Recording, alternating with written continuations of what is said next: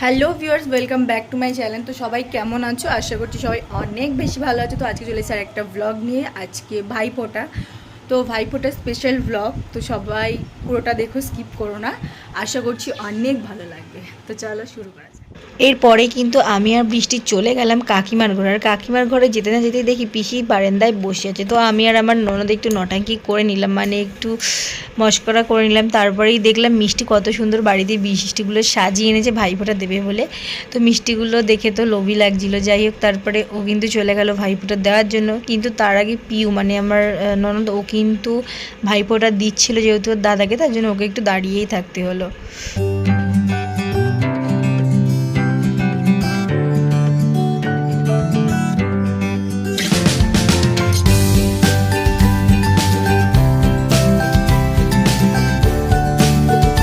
এরপরে কিন্তু দুটো ননদই একসঙ্গে ভাইফোঁটা দিচ্ছিল, সেটা তোমরা দেখতে পাচ্ছ ভিডিওতে।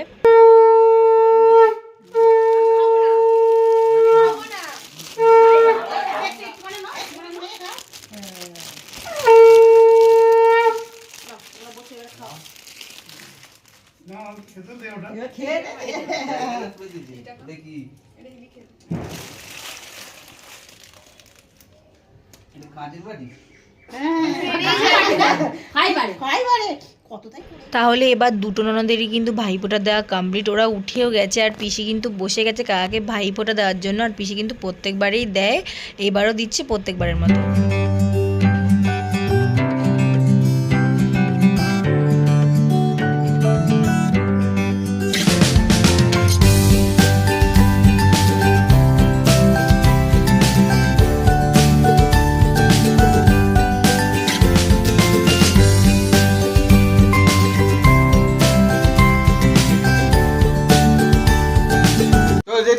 চলো চলো, হ্যাঁ হয়নি, ভালো করে টু কর নে।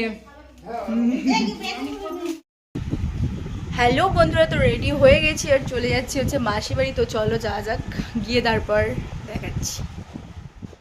তো বন্ধুরা বেরিয়ে গেছি মাসি বাড়ি যাওয়ার জন্য। আর যাওয়ার পথে মণ্ডল সুইট থেকে নিলাম মিষ্টি নিতে মায়ে গেছিলো, তো দেখতেই পাচ্ছ মাকে।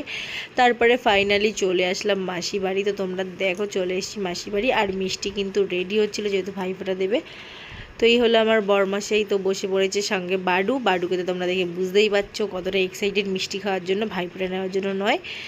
তো বসে আছে দুজনে ভাইফোঁটা নেবে বলে। তো মিষ্টি রেডি হয়ে চলে এলো ভাইফোঁটা দেওয়ার জন্য।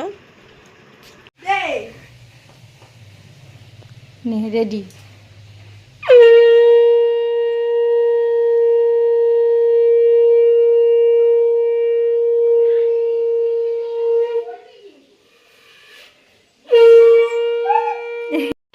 এবারে কিন্তু ওদের ভাইফোঁটা নেওয়া কমপ্লিট হয়ে গেল। আর বাড়িকে দেখো কিন্তু সুস্থ বসতেই চাইছিল না, কারণ ওর মিষ্টির দিকে অনেক বেশি লোভ ছিল।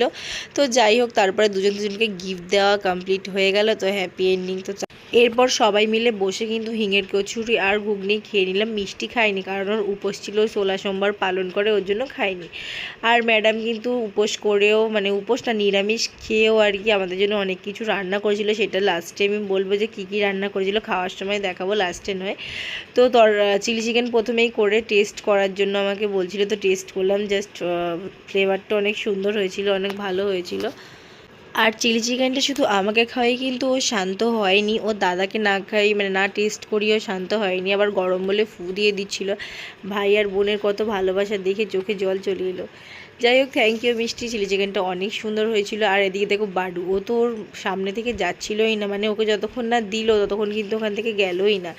যাই হোক, চিলি চিকেনটা টেস্ট করার পর আমাদের জন্য মকটেল রেডি করছিল। তো মকটেলটা রেডি করে দিল। আমি ফার্স্ট টাইম কিন্তু মকটেলটা খেলাম, অনেক ভালো খেতে ছিল, অনেক সুন্দর, অনেক যত্ন নিয়েও করেছিল, যার জন্য আরও বেশি ভালো লেগেছিল।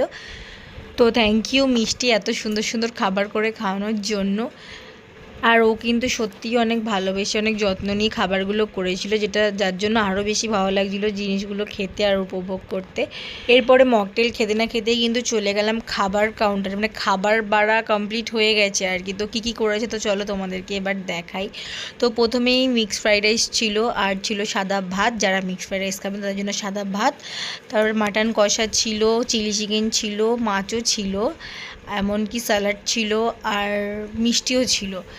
তো আর এই যে সব রেসিপিগুলো সকাল থেকে সন্ধে অবধি সবটাই কিন্তু দাদার প্ল্যানিং ছিল। তো দাদার পছন্দ মতনই আজকেও খাবার বানিয়েছিল। তারপর চলে গেলাম সন্ধ্যের খাবারেই ছিল কিন্তু কাটলেট আর কফি। আর কাটলেটটাও কিন্তু অনেক সুন্দর বানিয়েছিল ও। আর যেভাবেই বানাক যাই বানাক অনেক যত্ন অনেক ভালোবাসা দিয়ে বানিয়েছে, তো জিনিসটা আরও বেশি ভালো লাগছিলো। তো তারপরেই কিন্তু আমরা খেয়ে নিলাম কাটলেট। তারপরে চলে গেলাম বাইরে বাজি ফাটাতে।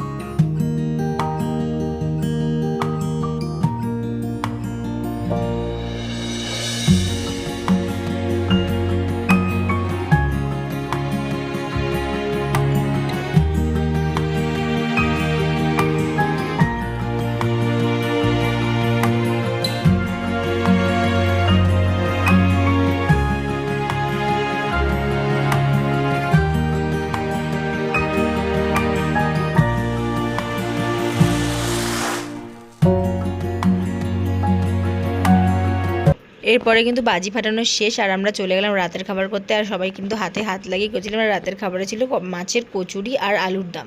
তাহলে বন্ধুরা আজকের ভিডিওটা এখানে শেষ করছি। যদি একটু ভালো লাগে অবশ্যই একটা লাইক কমেন্ট